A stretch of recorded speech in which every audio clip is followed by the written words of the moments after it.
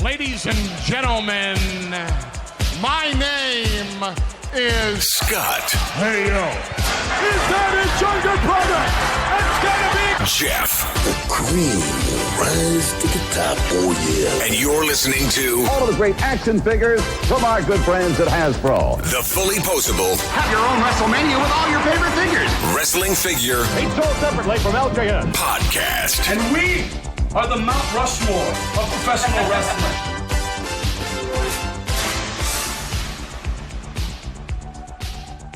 Hey, welcome to episode 291 of the Fullyposeable Wrestling Figure Podcast, longest running episodic wrestling figure podcast going today. My name is Jeff, and sitting alongside next to me is my real life brother, not storyline brother, the influencer himself. Wow. Scott, say hello. Hello. You influenced me, Scott. You influenced the millions and millions. That's a Mark move right there. It really is. Of collectors around the world, Scott. Don't you know that? Stop. You are the influencer. No, I am not an influencer.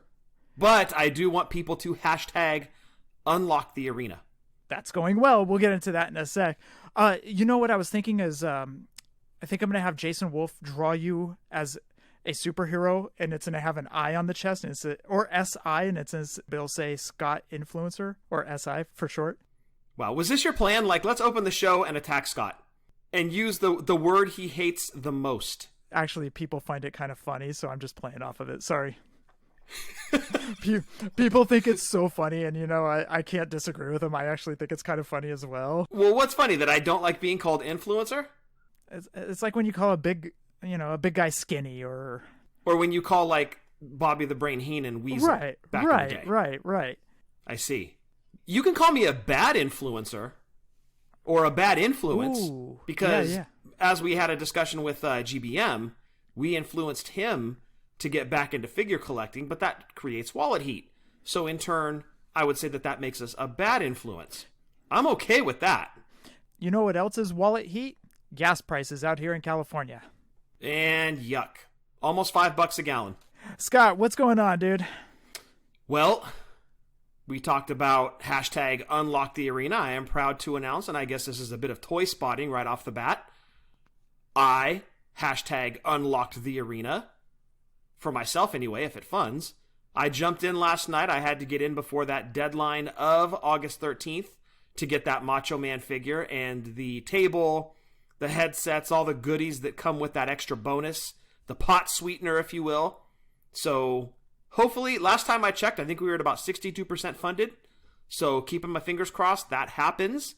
I was supposed to get my Roadblock Amazon exclusive figure today out of the G.I. Joe Classifieds. That did not ship, unfortunately. It was slated for September.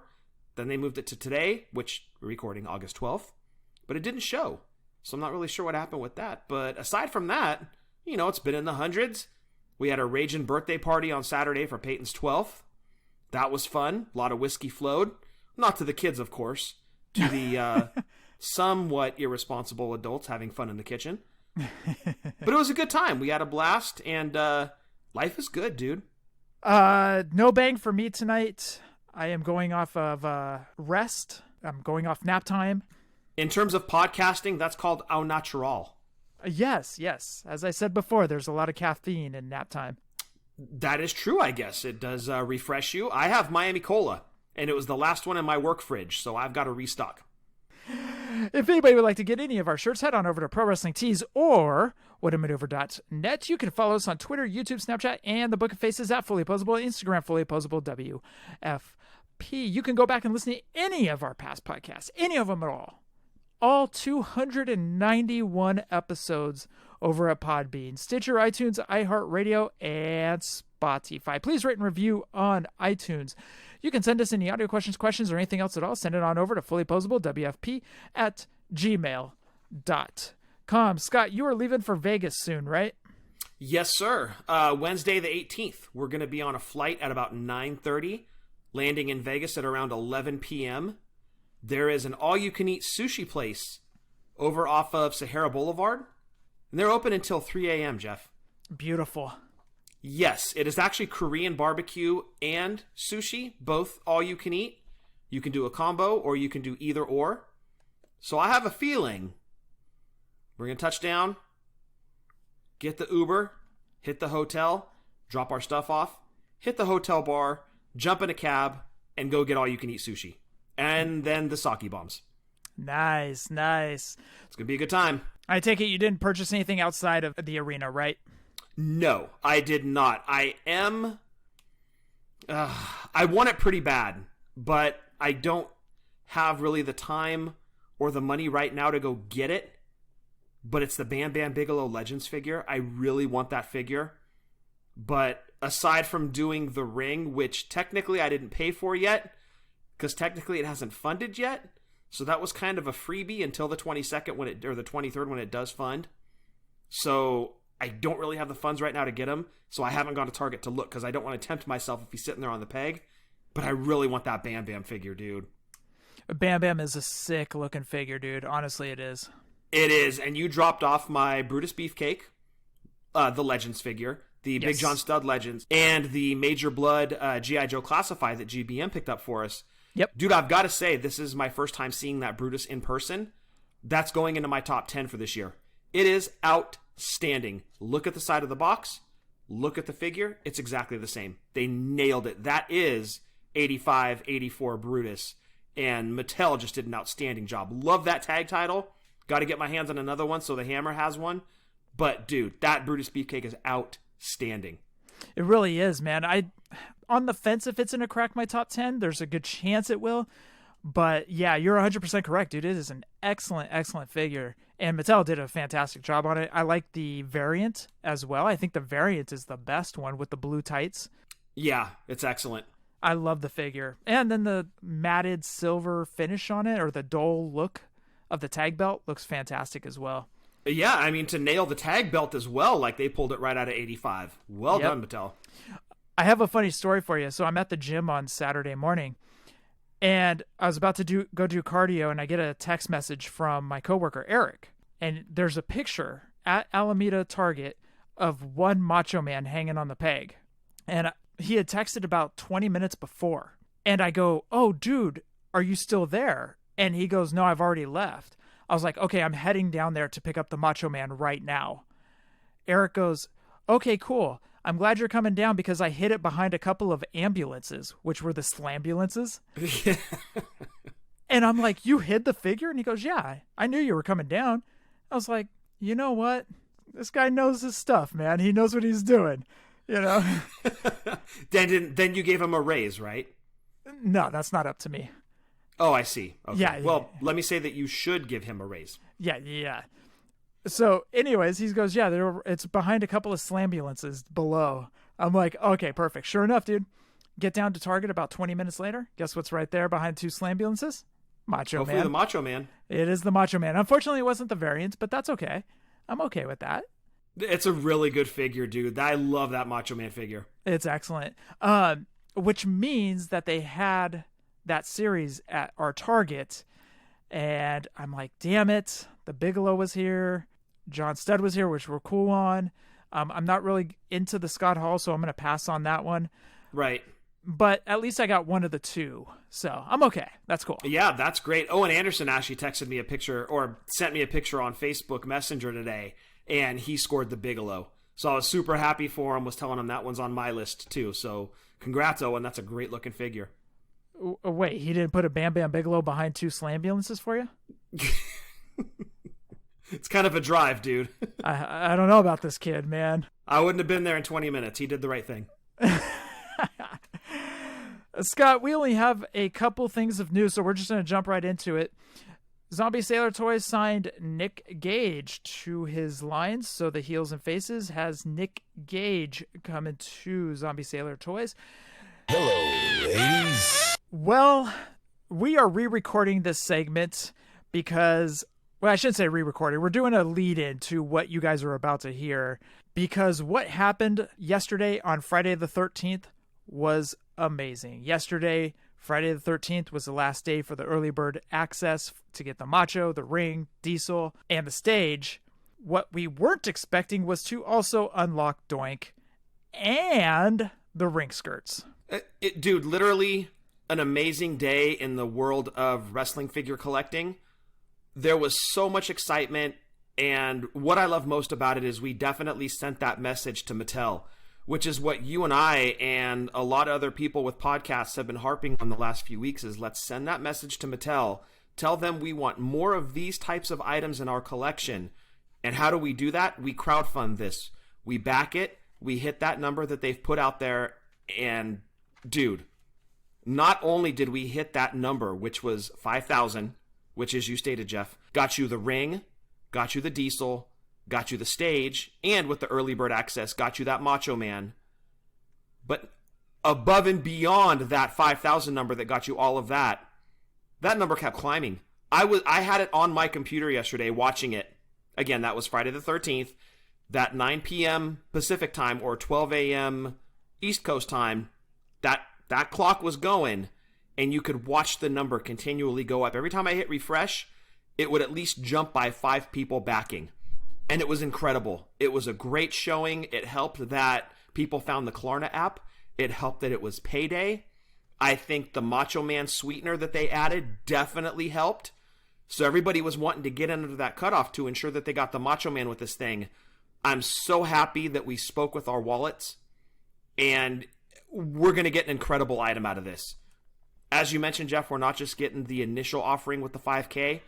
They broke 7,000, no problem. And then it kind of limped into 8,000, but we hit it. At last check, it was 8,080, so 8080.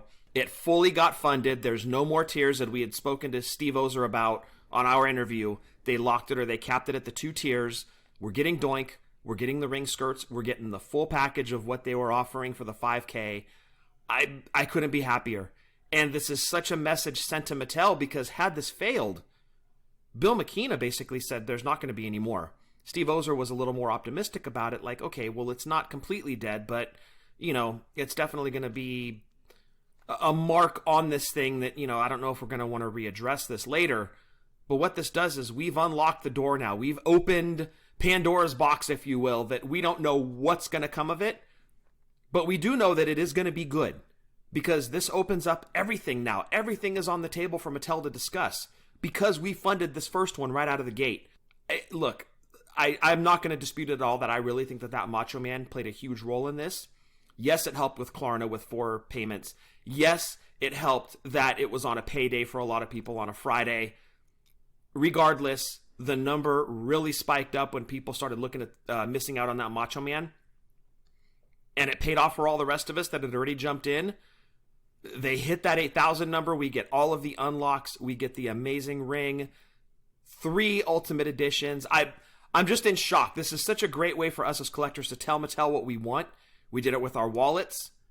We did it with our voices originally when they finally started this whole crowdfunding thing. And I can't wait to see what comes next. And you know what's going to be on the table? Retros. You guys wanted retros back so bad? Well, guess what's on the table? Accessory sets for retros. Ring carts. Maybe cages. Maybe stages for the retros. Maybe barbershop. Everything's on the table. Guess what? Because we back this, everything's on the table, because now it's easier for Steve to go over to his superiors and be like, hey, we want to do this for a crowdfund. And they'll be like, oh, okay. If this didn't get funded, guess what would have happened? He would have gone to his superiors and be like, hey, we want to do this. And they would have been like, why? The stage, the ring, and that tall dude, that Shredder guy didn't do well. Yeah. And so now that we back this, guess what? It's opened, like Scott said, Pandora's box. It's opened up a whole new world of ideas that they can now throw at us. And this is what Scott and I have been pushing for so long, is we wanted this crowdfund. We saw how HasLabs did. Well, now Mattel jumped in with WWE stuff, and guess what? We get to see what they can do for future stuff, because HasLab's already done a job of Barge. What was the other one that HasLab did, Scott? HasLab currently has Galactus up. They've also done Unicron, and Galactus funded almost immediately. I think it's got like 21,000 backers or something like that, and they only needed 6,000. So we needed, as wrestling fans, to step up, show Mattel this is the kind of stuff we want in our collection. Now look, if I'm going to do a wish list on the first project that I wanted Mattel to do for the WWE line, it wouldn't have been this. I would have had something else in mind. But this is amazing. This is such a great piece for us as collectors to have. And again, if you sell it, if you keep it, if you open it, if you take pictures of it as a figure photographer, whatever you're going to do with it, it's going to be a great add to your collection. I funded it because I really wanted all 3 Ultimate Editions. I love that ring. I love that stage. Again, it wouldn't have been my first choice, but I don't care. I want this thing. They knocked it out of the park. It looks incredible, and I can't wait to have it in my collection. And we keep saying it, but what's next? Maybe it is what I would have put on my wish list as choice number 1. Maybe it'll be a golden era, like an 80s set, similar to this one. I'll be all over that, but I'm good with the new generation set as well, and I can't wait to have it in my collection. It looks fantastic. If they do a round 2, well, I should say now, when they do a round 2, I'm excited to see what it is. But if it doesn't fund, it doesn't close the door on future projects. It'll be like, okay, well, this one was a miss. Let's try something else next time. I don't think that we would have gotten that opportunity had this not funded, Jeff. So I'm going to throw this at you, Scott. We have been told in the past that bigger companies, such as Hasbro and Mattel, won't even turn on the machines for a figure less than 10,000 units. Right. That's even to even crank on the machines. The Macho Man, it got done yesterday at about 8,000, so we got the ring skirts. Will the Macho Man be the lowest run Mattel figure since they've taken on the line? Because they've never done a one of like Jazzwares is doing with AEW. Right. So is this Macho Man the lowest run figure ever done by Mattel? I would say yes. I think that it is. That would definitely be a question the next time we talk to Steve Ozer. Or if we see that question pop up on a message board, that would be a great follow-up. But I would have to think so. If their minimum has always been 10K. Although I'm going to say that, Harley, I think there were only 500 made. I never saw one. It's still a unicorn to me. But I'm going to have to say yes. If that minimum has always been 10K and the Macho Man is going to be somewhere north, a little bit north of 8, it would make sense that it is, right? It makes sense to me. Now, as we've said, we've been told by people that used to work at Hasbro that they wouldn't even think about turning on the machines if there was nothing less than 10,000 units that were going to be made. So with Macho being at around 8,000, is this the lowest run Mattel figure ever done? So is this Macho going to be one of 8,000 or one of 8,000 and change, however many people funded it before the early bird access was up? So you can imagine the secondary market value of this Macho Man already, right? And yep. I think once the hysteria starts, because right now, if you're guaranteed a Macho Man, realistically, you could go out to eBay and be like, hey, I funded it. I've got a Macho Man coming. I'm selling it for $400. You could do it right now. You know you're getting it next year. And that would kind of set the bar. Let's see what people pay, right? Now the hysteria starts around future crowdfund projects. And while I loathe flipping figures, scalpers particularly, it's one of those things that it could help future crowdfunds. And I think it helps Hasbro right now. And I think secondary market values, as they start to trickle out for this particular crowdfund, I think it's only going to help future Mattel crowdfunds. And man, it's like flipping has always kind of been my worst enemy. I don't like it. But now that worst enemy could help future projects. And as long as I have a fair shake to get in, which I do, I can't be mad at it, right? Because if you miss out and you're having to pay secondary market, that's 100% on you. That's not where you went to the store and they didn't have it. Oh, shucks, I'll try to get it next time. And then you're having to go to the secondary market and pay. You had a fair shake to get in, so you have nobody to blame but yourself. So if secondary market values are going to help this and future projects, I'm all for it. Yeah, I wouldn't consider this scalping. Everybody had a chance to get in on it. Not to say shame on you, because people have hit hard times, so... Sure. Like Dusty said, computer took their jobs, stuff like that. But, maybe people were on hard times when this early bird access was hitting. And I'm not going to say shame on them. And I'm just going to say it was unfortunate that for whatever reason, you didn't jump in on this. And I think what's going to happen is a lot of people are going to see everyone getting their crowd funds next. And you guys will hear this when I splice this in. But I read off a Q&A with Steve Ozer that he did on his IG Live. They're going to try to get that to us. And when I say that, the stage, the diesel, macho, doink, ring skirts, ring, all that stuff to us before San Diego Comic-Con of 2022. That is best case scenario. What's going to happen is everybody's going to see all of us that funded this with our rings, with our machos, with our doinks, everything. They're going to see that and they're going to be like, oh man, I wish I would have jumped in on that. And then people are going to be selling off bits and pieces from what they got. Yeah, I've read a lot of comments from people that they are going to be piece selling. Some people didn't want the ring. They're going to part with the ring. Some people didn't want a few of the figures like Diesel or Doink or even in some cases Macho Man. And look, a lot of people are going to be able to sell that Macho Man and cover the entire cost of the crowdfund and then some. I think this thing is going to be super valuable. And like I said, you're only going to see it help future crowdfunds. And again, if you missed out because of cost, that sucks. I've been there. I've missed out on things before, and it's just one of those things you just need to move along. You know, you missed out on it. It sucks. Hope to get it one day on the secondary market and not get totally fleeced. So I really hope that everybody listening that wanted to jump in on this did get in on this.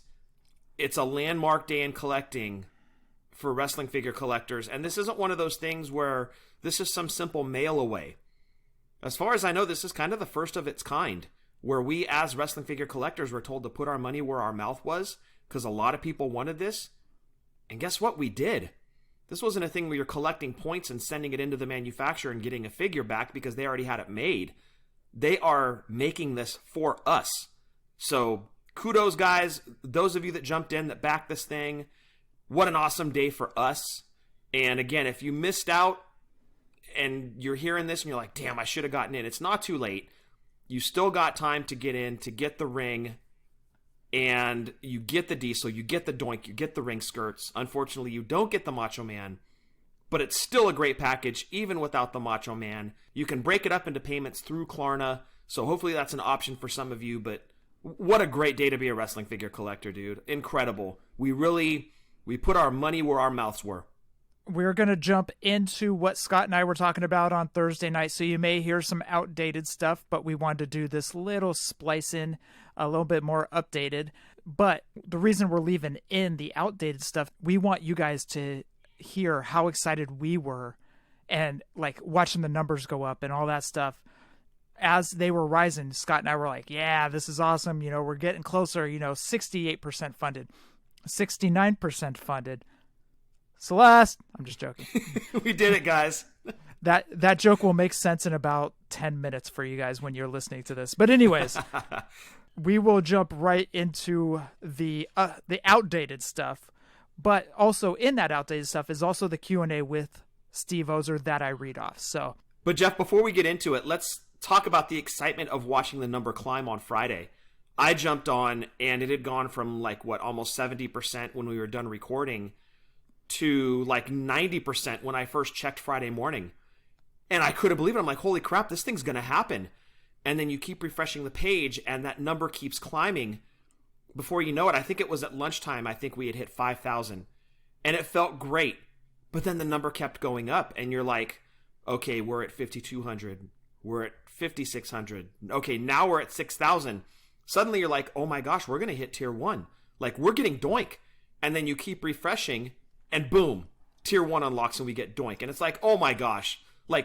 That's incredible. The ring skirts is probably the tier I was least excited about. But now you're like, okay, is this thing going to keep spiking up to that 9 o'clock Pacific cutoff? Is this going to keep spiking to where we get the ring skirts as well? And sure enough, shortly before that 9 o'clock cutoff, boom, tier 2 hits. We're getting the full thing. The ring set, Doink, ring skirts, everything's coming. It was so exciting to watch that number and keep hitting refresh. And just every time you saw that number climb, you just gain more pride in the community because you see everybody banding together just to make this project happen. I couldn't have been happier. It was great. Well, the other thing that was cool was we hit the 5K and that was like a celebratory thing. Totally. And then all of a sudden it was like, I refreshed again 20 minutes later and it's at 5,700 and it's like, wait, there only needs to be 1,300 more backers. And you're sitting there and you're going, there's no way we're going to get to Doink today. And then you refresh again and it's at 5,900 backers. You're like, oh shit, we're going to hit Doink tonight. Yeah. The numbers kept spiking so high. You're like, this really could happen, like the whole package. And man, when it did, yeah, you're right, Jeff. There was much rejoicing. It was great getting the ring by itself, but then to be able to unlock Doink and then to be able to unlock the ring skirts. Again, message sent to Mattel. Absolutely. Okay. Now we want you guys to hear the excitement of Scott and I watching the numbers go up. Also, don't forget there's a little Steve Ozer Q&A in there from his IG Live. So without further ado, let's get back into the show. Oh, yeah. Now, I know you guys are sick of it, but that's okay. We're going to get into the ring. Here is the update on the ring. As of right now, it is 7:36 West Coast time. As of right now, there are 3,443 backers, which equals out to 68% funded with 10 days left. Beautiful. We're down the home stretch. We're close. We're getting a lot closer to that 5,000. Macho Man has already ended. We're almost there. And here are some specifics regarding the ring to you guys. For those that may have missed the Macho but are still on the fence, I hope these things will kind of sway you. Some of them may not because I took down a lot of notes. But we're hoping a lot of this will sway you and help get us to I would love the Doink. I absolutely would. Is it possible? We'll see. We're hoping that as of tomorrow, which will be August 13th, we're hoping that we will be at the 5,000 mark and then it's a march on to Doink at 7,000, but we'll see. All right, Scott. Steve Ozer did do a Instagram Live and I did horrible notes. Horrible in terms of your note-taking skills or horrible in terms of your writing?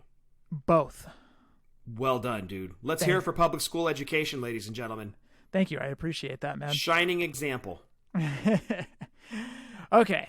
So here's some notes that I took. Man, I did not get Mom's genes on taking notes and stuff because she went for a court recorder job and she had it, but then she took the job at AT&T or something like that. Yes. Yeah, that's how good Mom was at note-taking and everything. Okay, anyways. Hopefully, and if everything goes according to plan, they want to get the ring, the stage, the diesel, and for people that pre-ordered before the 13th, the Macho Man, out to us before San Diego Comic-Con 2022.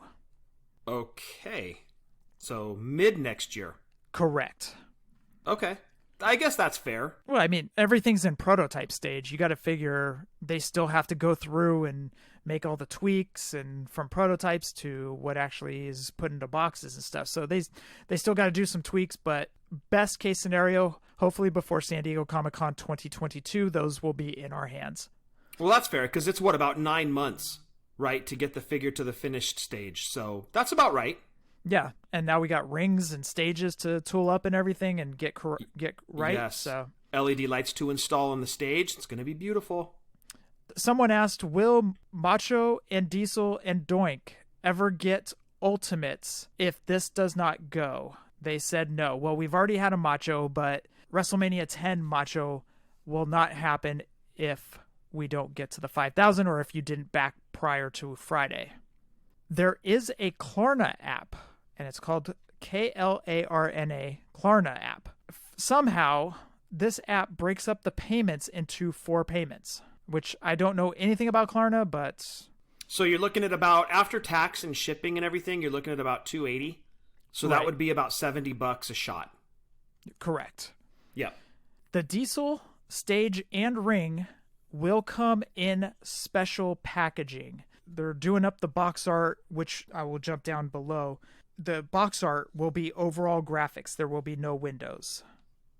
One other thing, boxes will not be numbered, so it won't be one of 3,000 or one of 5,000 or whatever it may be. Boxes will not be numbered. Macho and Diesel will come in traditional Ultimate Edition packaging. From what it sounds like from Steve Ozer, the overall presentation of the stage, the ring, the Diesel will be inside its own packaging, but Diesel will be in Ultimate Edition packaging along with Macho. Okay, so no windows on the box, all just either artwork or a product shot on the outside of the box. But if you open up the box, then you can pull out your Diesel and Macho Man and, fingers crossed, Doink. Yep. And they'll all be in their own Ultimate Edition packaging. So if you are an MOC guy, you're going to have to open your ring, but then you can tape it back up because you're just pulling out the Macho, Diesel, and, fingers crossed, Doink. Yep, absolutely. I like the way you said that. You just influenced me there. Still pressing those buttons. Good job, dude. I'm the little brother. I'm supposed to press the buttons, dude. That's true. That's true. It's like you're hitting me over the head with a train over and over again. Wouldn't be the first time. Or the last. I don't plan on hitting you with any more trains, dude. I think I'm done with that. By the way, where the hell am I to get a train to hit you in the head with? I don't know. If you put your mind to it, though, you can probably make it happen. Wait, do we still have the original train that I hit you in the back of the head with? Yeah, it's in Grandma Toon's garage. Remember, I took a picture of it when we were going through the garage that day. Oh, that's right. Well, dude, that was like 7 years ago. I'm surprised you didn't take it out of my hands and clock me with it. For those of you that have not heard the story, but back in the day, I destroyed some of Scott's Kiss dolls, and Scott said he was going to go tell Mom, to which I picked up this wooden train and just smacked him in the back of the head. This was way back in the day. You know, this was like when I was 41 or something like that. So now I'm 42 and I'm well matured. Yeah, and I think I was like 45 or 46 at the time. I don't tell Mom anymore. I don't tell Mom. I've learned my lesson. Someone asked, will there be an update through the process of everything? And he said, Steve Ozer said, yes, there will be numerous updates throughout. There will be the updates regarding the figures. There will be updates regarding the entrance development, ring development, etc., etc. The ring boards are actually 3 panels. They're not wood. Some people have said that they are wood. They are not wood. They're 3 panels, plastic molded together panels that will go under the ring mat. And I know this doesn't have to do with the ring, but Steve did answer this question. He said, as of right now, they have 3 retro series mapped out officially. Okay. And I guess right now, from what he said during our interview with him, is there's really like no end in sight yet. So dude, it's going to go 8. I would say a minimum of 10 to match the first series. Or the first go around on the retros, I should say. Oh yeah, everybody's going to be going bonkers for this. No doubt about it. No doubt about it. I'm so happy Mattel Creations is around. This is exactly what it was made for. Oh, by the way, in the time that I was talking and reading off all the notes, we are now up to 3,456 backers, 69% funded. You said. You said. Celeste, we hit the number. You got to come in. We did it, honey. We hit the magic number. Scott, you're about to get a show, dude. You know what that means. Oh, by the way, this is the first time we're putting this up on YouTube. We need that drum riff from Pornhub. So that is it for wrestling figure news. We didn't have much. I mean, I think everything was just kind of thrown at us through San Diego Comic-Con. I mean, it was just San Diego Comic-Con was just a flurry of news, and now it's kind of like that dead time. Yeah, exactly. Exactly. It's kind of that lull or that calm before the next storm. Scott, it is time to hit up the nostalgia segment. What do you say we go into that? Let's do it. We're going back in time for nostalgia. We're going back in time, nostalgia. Scott, before we get into Elite Series 22, we want you guys to follow along with us over on Wrestling Figure Database. Over there, you can search out every figure over there at Wrestling Figure Database. Yes, every figure. They are updating that site constantly. What we want you guys to do is follow along on WWE Elite Series 22 as Scott reads down the list, and you can check out the figures as Scott reads them off. So again, WrestlingFigureDatabase.com. Scott, what you got for Elite Series 22? Yes, sir. Mattel WWE Elite Series 22 consisted of The Big Show, who was in his camo singlet and was packaged with a beanie cap and World Heavyweight title accessories. Next up, Damian Sandow, and he came with his blue entrance robe, a towel, and a microphone accessory. The Giant, and he was packaged with an NWO shirt accessory. What a mark. Next up, Kane, and he came with the quote-unquote penny tag title and entrance mask, which is very similar to the Casey Jones mask, kind of, sort of. Those were the accessories that were packaged with Kane. Next up, Tensai, and he had a red entrance robe accessory that was like Polly Pocket style, and a black helmet accessory, and last but certainly not least, The Rock. And he was packaged with his WWE Championship, and Jeff, that rounds out Elite 22. Guess which figure was the hardest one to find? I'm going to go Kane. At least out here. And you would be wrong. It would be the Giant. Oh, right. Flashback figure. Yeah, those were always popular. Those were always popular, and that was the hardest one to find. You saw Big Show all the time. You saw Sandow all the time. Kane, hit or miss. Tensai was more miss than hit when you went into KB Toys or you went into Toys R Us. And The Rock you found most of the time. So, but yeah, the Giant was the hardest one to find, dude. Not a bad set. Kane, I believe this was from his tag team title run with Daniel Bryan.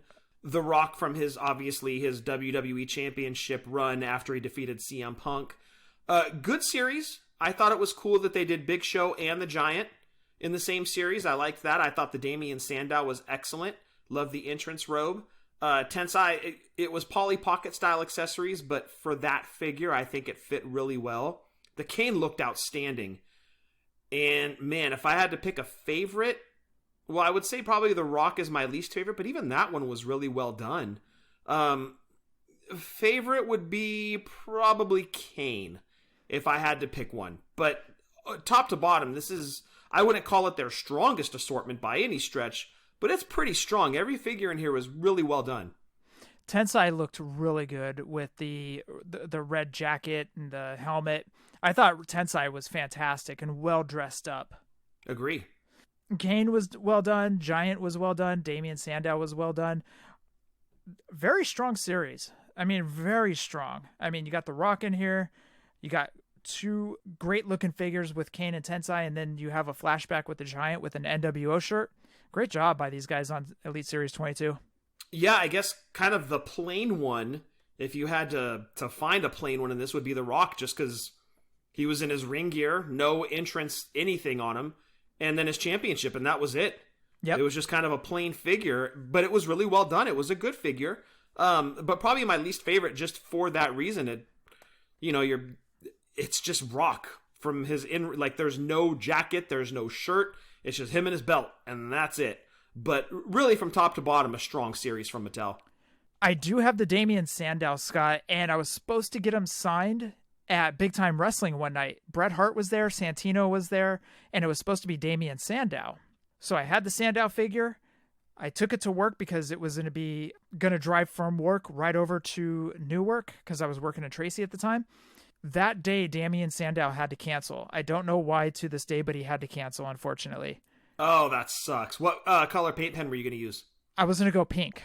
Good choice. That's exactly what I would have picked. Yep. So I missed out on getting Damien. I still don't have this figure signed. But yeah, I was going to get this signed. I was all excited too. I was like, cool, I get to get this figure signed by Sandow and I get to meet Sandow. I was so excited. And then for some reason that day he canceled. Do you want to take a guess who they put in his place? And it was the same day. I was actually really impressed with Kirk White on the fly calling this. Oof. Gosh, this would have been after his WWE release, correct? So we're talking like 2016? Correct. 2016? Gosh. D.H. Smith? D.H. Smith was not there taking his place. I'll give you a hint. Former ECW wrestler. Rhino? Rhino was not they put into his spot. Spike Dudley? Not Spike Dudley. RVD? Not RVD. Mikey Whipwreck? Not Mikey. He was a top player in ECW. Always top of the card. Sabu? Nope. Tommy Dreamer? There you go. Really? Replaced Sandow with Tommy Dreamer. Yeah, the same day, too. I was actually really impressed with Kirk White being able to pull that off. Now, I don't know if he caught wind that Sandow wasn't to be there earlier and then made the announcement that day or what. But anyways, yeah, he threw in Tommy Dreamer at the last second. Oh, nice. Did you have a Dreamer figure to get signed? Nope, not at all. Oh, that sucks, dude. I know. But that's okay. I did do the eBay listings for this one. Big Show with the camo gear. Last sold listing June 16th for $115. Oh. It's a good figure, but damn, $115. Did you say ho like Hacksaw Jim Duggan ho or No, I was more of going like for a Sopranos O. Oh. Oh, okay, I see what you're doing there. Yeah. Damian Sandow with the blue robe and the mic. Last sold listing June 26th for $15. Oh, dude. You can get it cheaper now than you could back then? Oh, that sucks. The Giant with the NWO cut-off sleeve shirt. Last sold listing July 13th for $100. Wow. People love Big Show / The Giant. Kane with the penny tag title. Last sold listing June 3rd for $79.95. It's a great Kane figure. Tensai red Japanese robe, black mask, and helmet. Last sold eBay listing on June 29th for $69.99. You said it again. Celeste! We did it, honey. We did it! We hit the number again. And last one, The Rock with the WWE Championship. Last sold listing August 3rd for $27. Oof. Okay. So Damien and The Rock, not super popular. So that rounds out Elite Series 22. That was a good series there, Scott. Very, very strong. Again, not their best, but very solid. Like a high fiber day, it was very solid. Is it though? A little mushy. It depends. Scott, we are going to round out the show with the listener segment. Let's jump into it. Let's go talk to him. And I just want to hear from my people. Tell me, can I hear from my people? I just want to hear from my people. And I just want to listen to the listeners. Scott, first question this week comes in from Dusty Adonis. Do you remember meeting him in New Orleans? I do. Showed up to the Fig Life meetup wearing the Hasbro card back. Awesome time meeting you. We can't wait to see you again. He says, I have a question for next week's show. With the talk of changing packaging on Mattel Elites, would you like the idea of part of the back of the packaging being open like the front, at least where the figure is, so you can at least see the backside of the figure? Would be maybe ideal for mint on card collectors. There's certainly a lot of figures with tattoos or ring jackets or vests that if a mint on card collector you don't to see unless you open it or see it online. What do you two think? Couldn't agree more. I would absolutely love that. I love that they did that on the defining moments. And the ring jackets, the tattoos, that's all perfect examples of why an open window on the back, not full, of course, but a partially covered backside of the package, just as Dusty mentions, it does show off the back of the figure, especially when there's artwork back there. So, yes, absolutely could not agree more.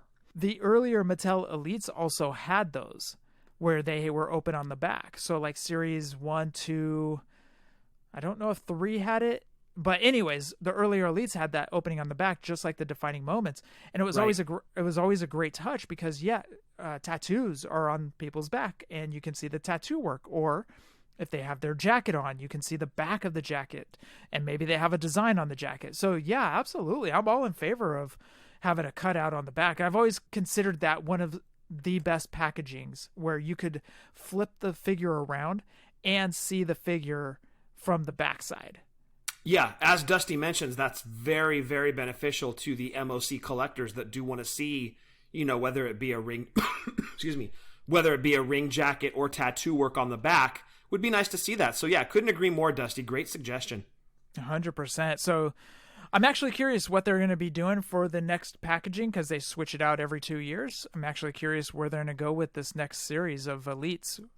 Scott, next question comes in from the great, the wonderful, the man himself, the man that is trying to spay and neuter everybody, Justin Summers.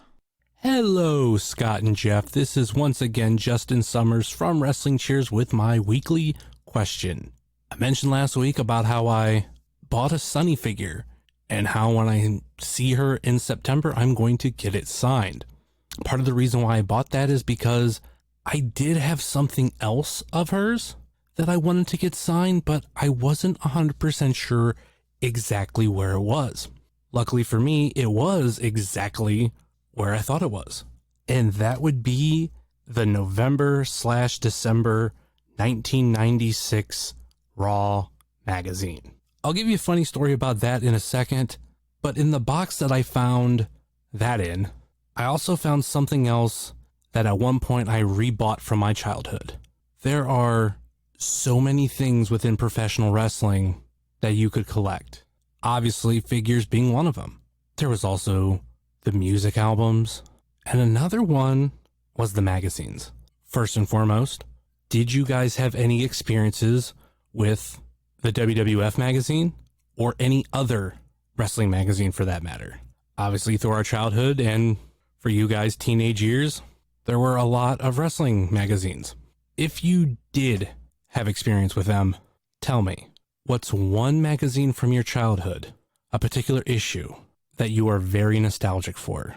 For me, it's not necessarily a WWF magazine, though there is one from around this same time that was the first WWF magazine I ever got, which is the March 1994 edition.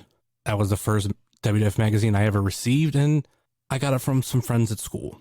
But one that means just a little bit more to me, and that is the special collector's edition of the World Wrestling Federation presents the history of WrestleMania 1 through 9. Came out in 1994, before WrestleMania 10. The WrestleMania 10 logo is on the cover, along with Yokozuna, Bret Hart, Undertaker, Macho Man, and Lex Luger. First and foremost, as I open the front cover, there is the Slam Doink WWF Hasbro 2-page ad with Lex Luger, Undertaker, Steiner Brothers, Yokozuna, Mr. Perfect, Doink the Clown, $1 Million Man, Ted DiBiase, Bam Bam Bigelow, Bret the Hitman Hart, Tatanka, and Hacksaw Jim Duggan. On the left side, all their Hasbros, or at least, I'm meaning all that I mentioned, it's their particular Hasbros. And of course, Doink the Clown on the other side. Very nostalgic. But for me, one reason why this particular issue means so much to me is I became a wrestling fan basically in July 1993. I was watching it prior to that, but I really started to follow the storylines with Lex Luger slamming Yokozuna. So this WrestleMania was my first WrestleMania as a fan, and I remember going to the local drugstore before the show, seeing this, and my dad buying it for me. And for me, as a newer fan, having this 156-page magazine with the history of the first 9 WrestleManias in it, with all these pictures and write-ups about the show and the matches, helped build me as a fan. And even in like the back, the last few pages are the results for the first 9 WrestleManias. So there was all these WrestleManias that I wasn't a fan, but here I am with this magazine learning about them. Hell, there are matches from the first 9 WrestleManias that when I think of the show or the matches, I think of some of the pictures in this magazine. So for WWF or any other wrestling magazine, is there a particular issue that sparks some nostalgia for you?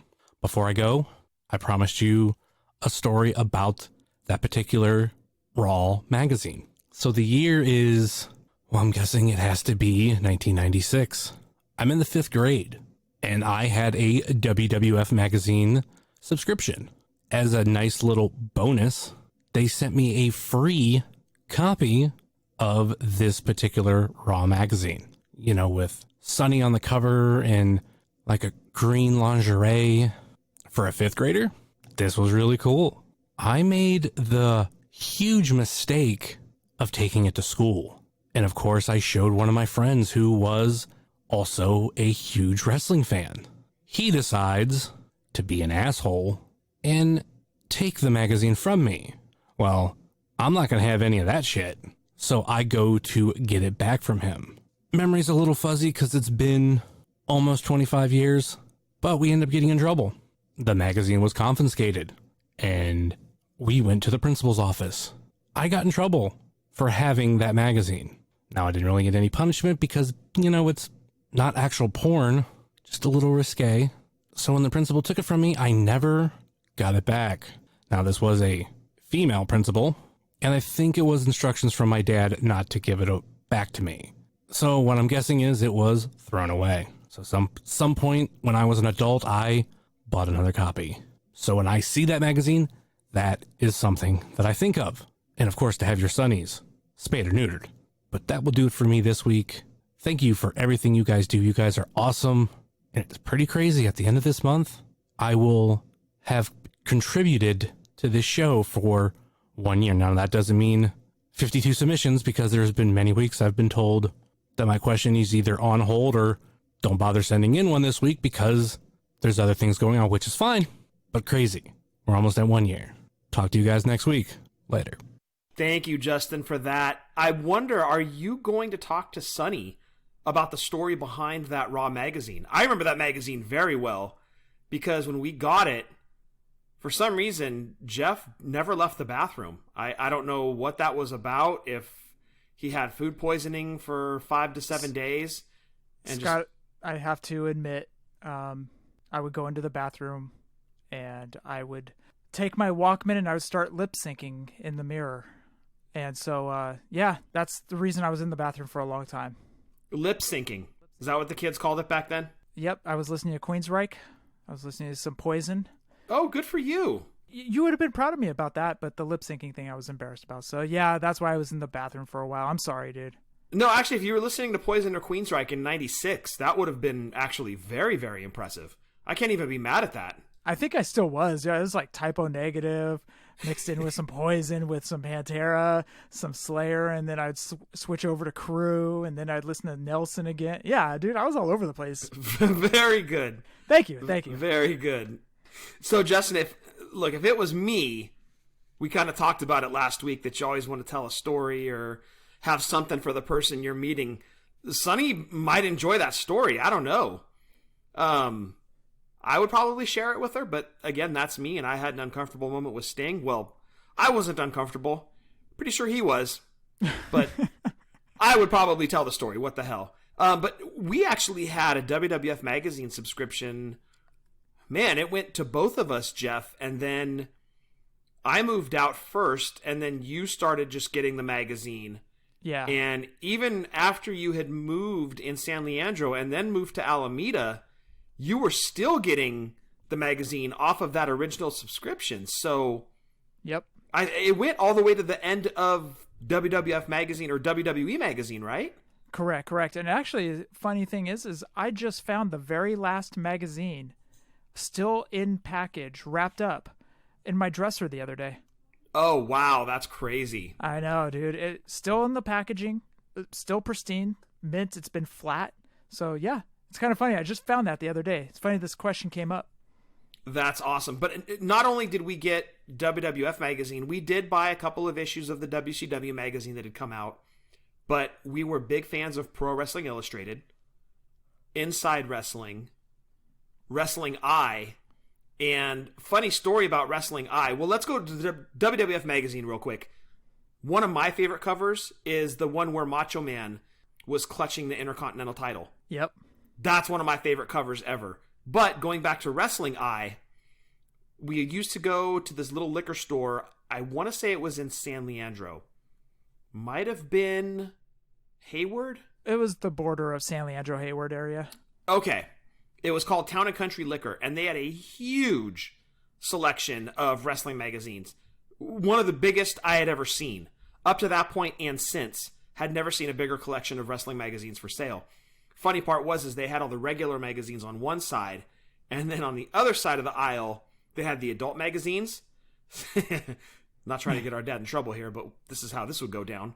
Hey kids, we're going to go to Town and Country Liquors. You guys want to look at wrestling magazines? We'd be like, hell yeah, let's go. We walk in. Jeff and I run to the wrestling magazines. Dad disappears. We see Dad's head on the other side of the aisle. We did? What? I love you, Dad. Love you, Dad. Thanks for donating to the show. I think he was doing research. Yes. Cars magazines. He was really into cars. He really was. And then he'd glance over at the bad magazine. These are bad, okay? And he'd tell Jeff and I that. It was a learning experience for us. We learned that it was bad to look at those magazines. Anyway, we would buy almost all of the wrestling magazines that they had for sale. And I remember this particular birthday I had gotten some money. So I had a 20. And I went in, I'm like, I'm going to use almost this entire 20, or the entire 20 if I have to, buy a bunch of wrestling magazines.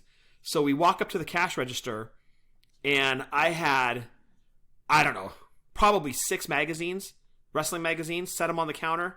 The guy rang them up. It was like $17. And I hand him my 20. My dad goes, look at that. You give him one piece of paper, and he gives you this huge stack of paper. I'm like, ha ha, very funny, Dad. We get in the car. We're driving away. And the first one I busted out and started reading was Wrestling Eye. Now, this was in 87. This was before Andre had turned heel on Hogan and challenged him for the world title. Wrestling Eye had this news section. And in the news section, this is the first time that I ever remember reading a spoiler, as in correct news before it happened. This was like the internet before the internet. It said something along the lines of, look for Andre the Giant to turn heel and take on Bobby Heenan as his manager.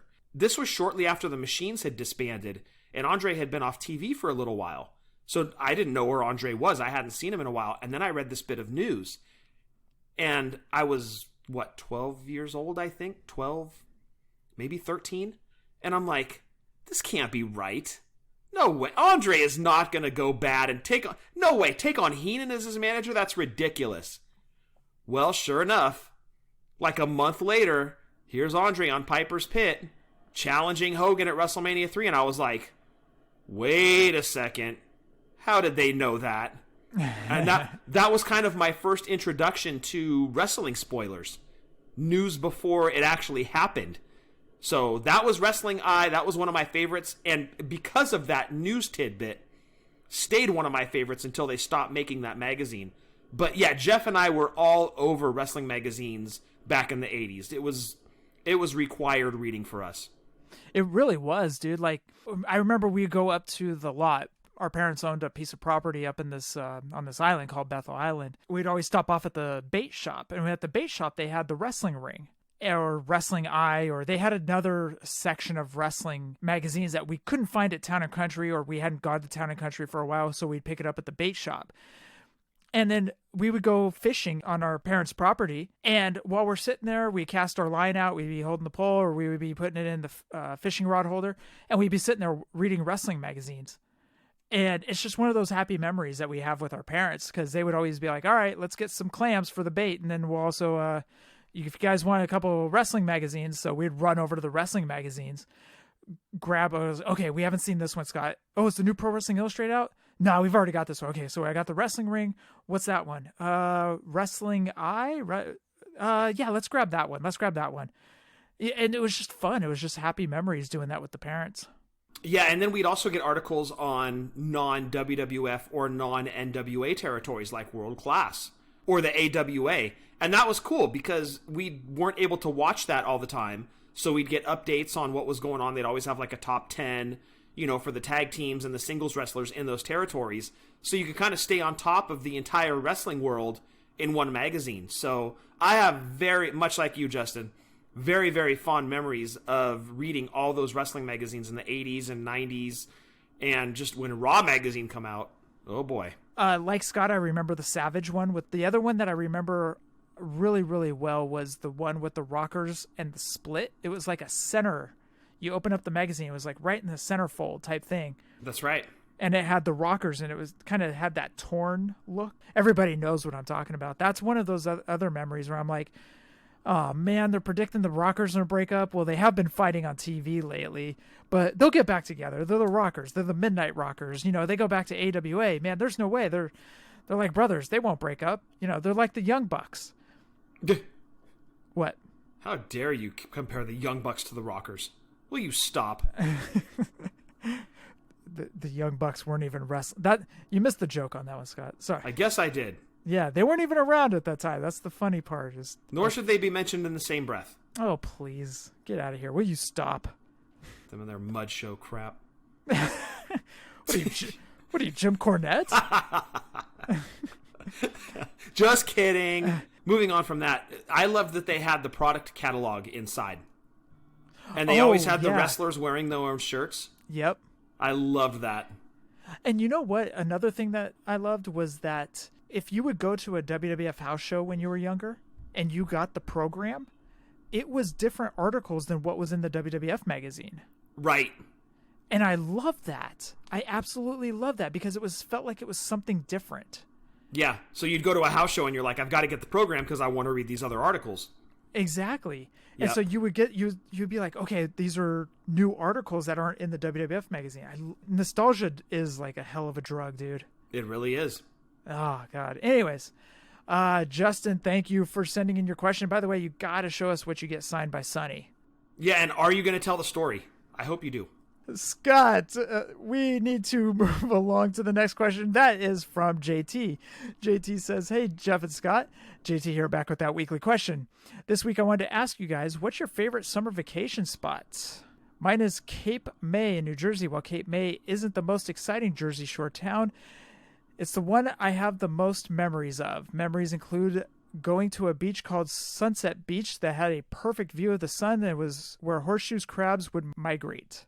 Going dolphin watching, shopping at a small shopping district near this hotel me and my dad were staying at.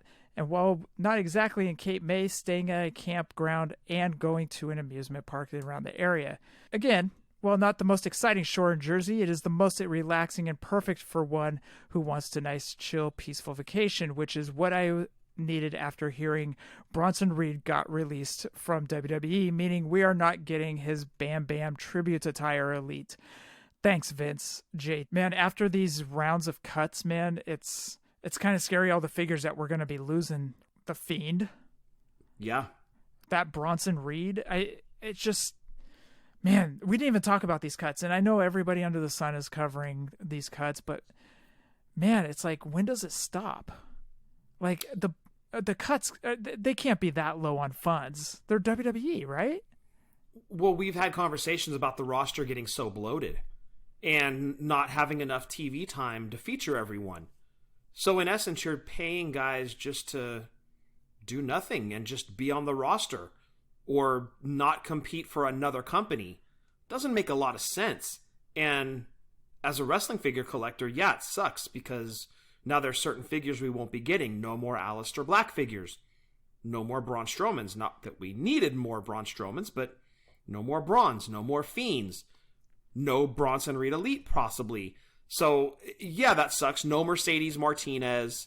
No more Bobby Fish figures. It sucks. We almost had no more Samoa Joes. So, yes, it sucks. As a figure collector, you hate cut day.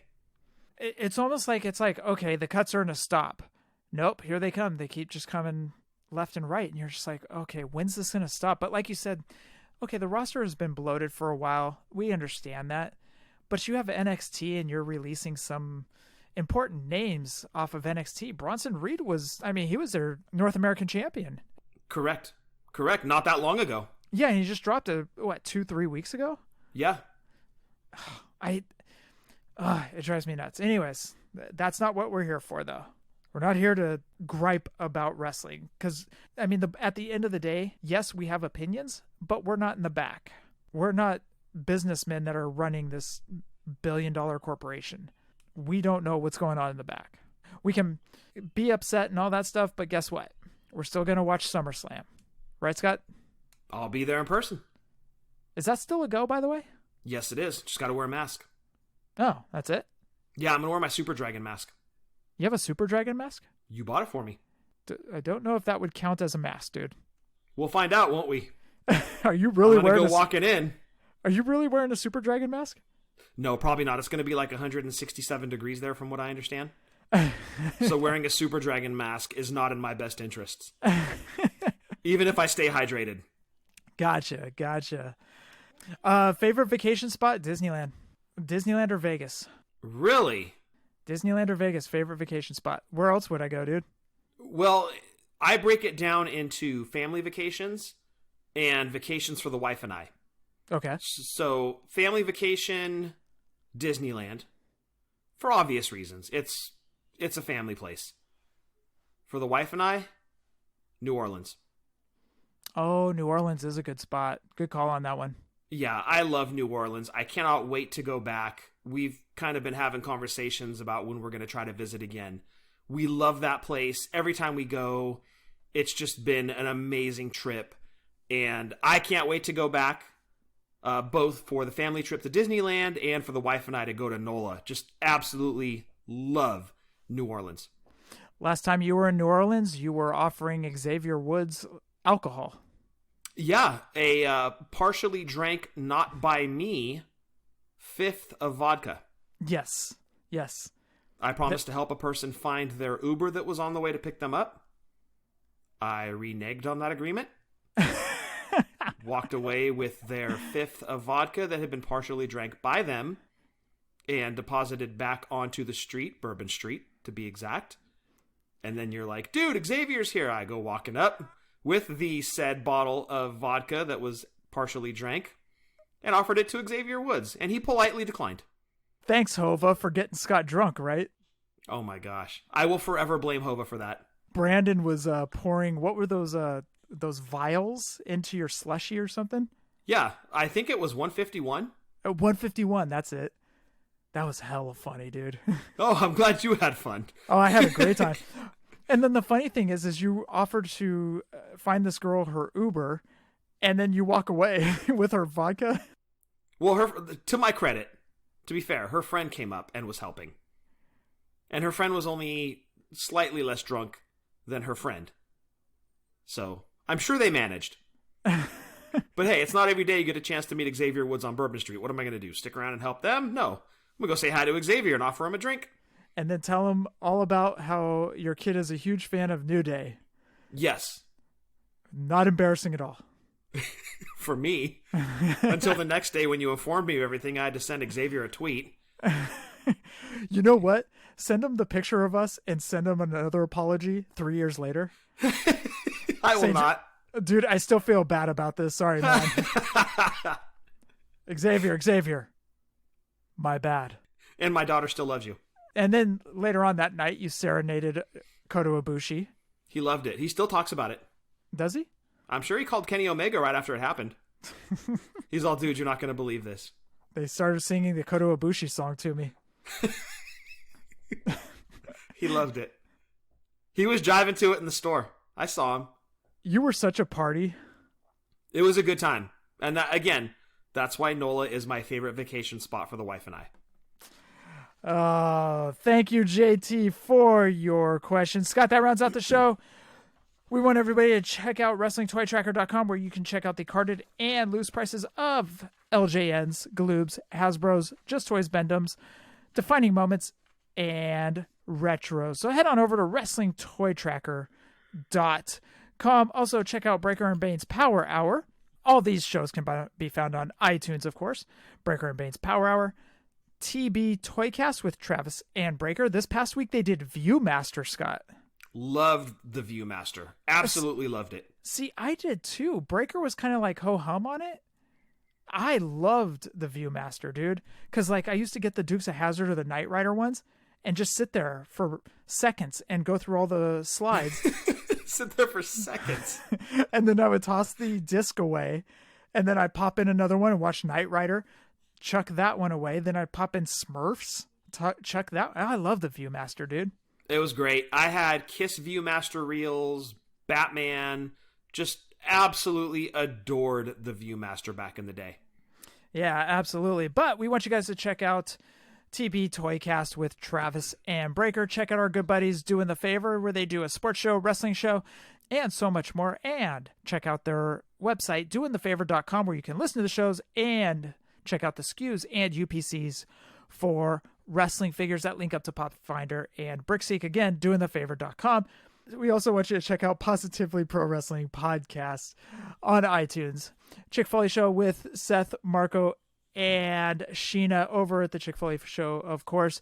We got to get them back on, dude. That was a lot of fun last time we had them on earlier this year. It really was, yes. Yeah, we love them. Let's get them back on soon. So check out the Chick Foley Show. You heard Justin earlier from the Wrestling Cheers podcast, where he talks a lot about AIW wrestling up in the Northeast Ohio area. So check out Wrestling Cheers. Check out our buddy RJ over at Ringside Rant. Rucker, I love you, man. You are hilarious. Check out his show, Boots to the Face. Tim's Pulling Up a Chair just had a show drop this past week. It was actually regarding the ring. And Scott, I am saddened there's no Drunk Wrestling History this week. Yeah, we had to take a week off, but we will be back strong next week. I'm not going to spoil what that episode is going to be about, but it'll be hardcore, and I'll leave it at that. But you can follow us on Twitter at wrestling_drunk. We are a almost every week show, except for this past week. But rest assured, we will be back this coming Friday with a hardcore episode for you, because we are Drunk Wrestling History, where we're not always accurate, but we are always drunk. Also, check out our buddies Marty and Sarah Love Wrestling, and every single day, Brian Buds does trivia with Buds as well. Scott, roll call. Yep, gonna throw it out to the great, the amazing, super talented, the man himself, Jason Wolf.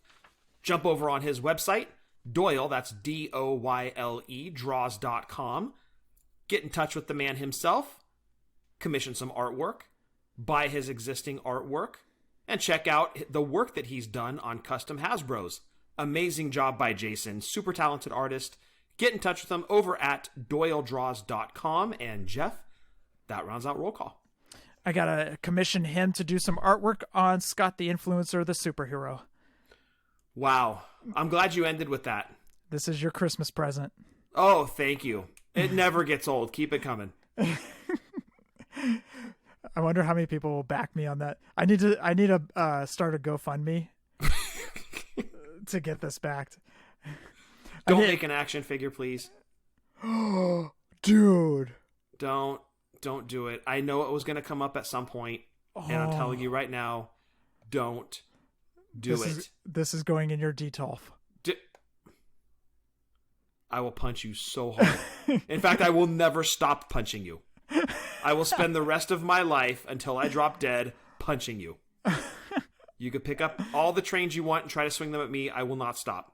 Damn, you just came up with a brilliant idea. You're going to forget about it before we're done talking. A Scott the Influencer superhero Hasbro style figure. This is great. It's really not. Nobody wants that. Nobody wants that. All right, everybody, text me and let me know if you want that. Slide into you so much. No, you don't. You love me. Scott, for episode 291. Anything else? Stay safe. Stay healthy. Fig License 2016.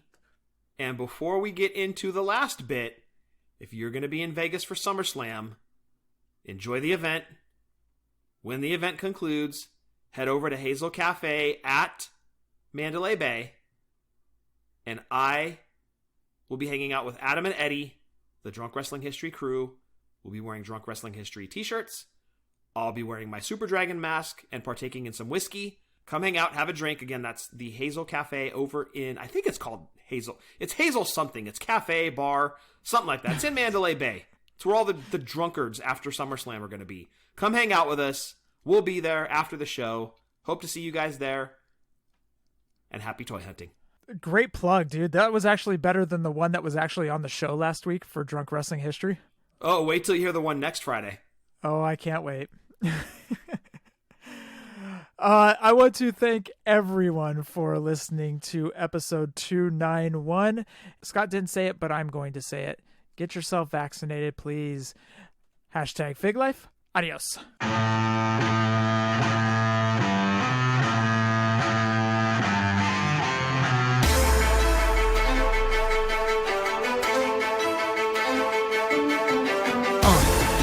Yeah. Fullyposeable. Let's go.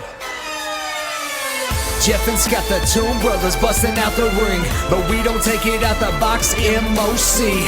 Happy toy hunting, we'll see you next week. We're the OGs of WFP. Fully Poseable, thank you all for listening.